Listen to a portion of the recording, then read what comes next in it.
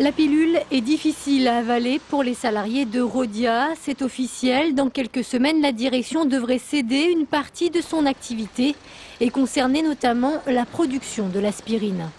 On a fait énormément d'efforts depuis toutes ces dernières années. Moi, ça fait une quinzaine d'années que je travaille sur cette activité. Et effectivement, on ne peut pas être plus compétitif que nous. Notre aspirine, c'est la meilleure du monde, il faut quand même le dire. Présente depuis plus d'un siècle à Saint-Fond, l'activité de production des salicylés semble donc aujourd'hui menacée.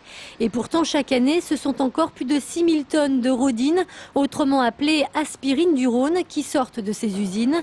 De quoi dérouter les salariés.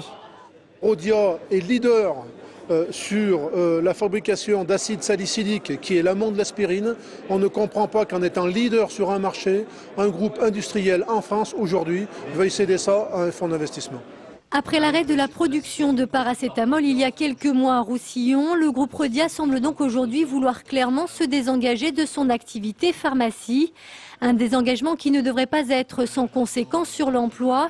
À Saint-Fond, près de 70 postes seraient menacés. On était dans 2000 à l'effectif il n'y a pas si longtemps que ça, dans les années 80. Donc aujourd'hui, 349 au mois de mai à l'effectif. Ce qu'on peut craindre par l'effet de rapprochement et de synergie, une suppression de postes. 7 candidats se sont d'ores et déjà dit intéressés par le rachat de cette activité. Quant au nom du repreneur, il sera dévoilé à la fin du mois.